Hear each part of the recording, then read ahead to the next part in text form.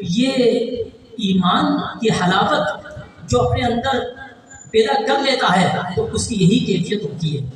اور حیا بھی ایمان سے، الحیاء من الایمان، حیا ایمان کا حصہ ہے۔ حیا ایمان سے جتنا ایمان مضبوط ہوگا، جتنی ایمان کی حلاوت انسان اپنے اندر پیدا کرے گا، اتنی اس کے اندر حیا ہوگی۔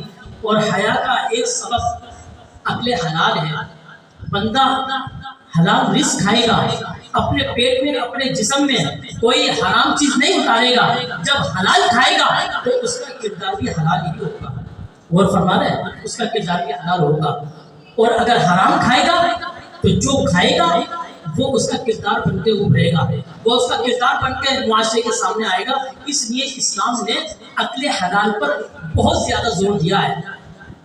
اور دوسری بات یہ ہے کہ ایک ہے انسان کی انفرادی زندگی اور ایک ہے اجتماعی زندگی۔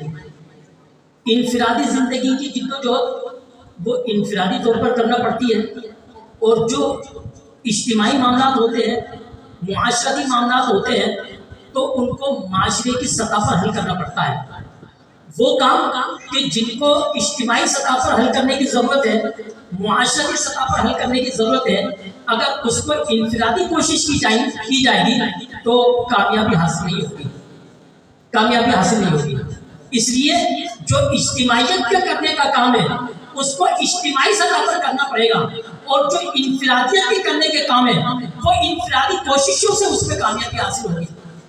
اب ہمارے معاشرے میں جو تیزی سے بے شرمی اور بے حیائی پھیل رہی ہے، اس کا ایک سبب تو یہ ہے کہ ہم اسلامی تعلیمات سے دور ہو گئے، ہم علماء سے دور ہو گئے، دیندار لوگوں کی صحبت سے دور ہو گئے۔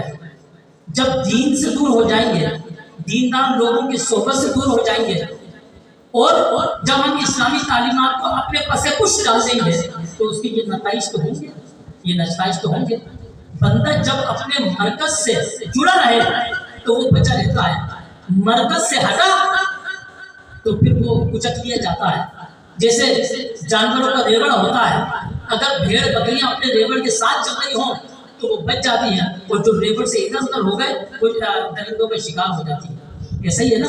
تو اس لیے مرکز سے جڑنے کی ضرورت ہے۔ اور مرکز کیا ہے؟ مسلمانوں کا مرکز کیا ہے؟ اسلامی تعلیمات ہے، اسلامی کلچر ہے، اسلامی ثقافت ہے، اسلامی طرز زندگی ہے، اسلامی رہن سہن کا ایک اجتماعی نظام ہے۔ اگر اس میں جڑے رہیں گے تو پھر ہم بے حیائی سے، بے شرمی سے بچے رہیں گے۔ لیکن ہم اگر اپنی ثقافت سے، اپنے کلچر سے اگر ہٹ گئے تو پھر ہم شکار ہو جائیں گے غیر مسلموں کا، شیطانی قوتوں کا، طاقتی قوتوں کا ہم شکار ہو جائیں گے اگر ہم اپنے مرکز سے ہٹے۔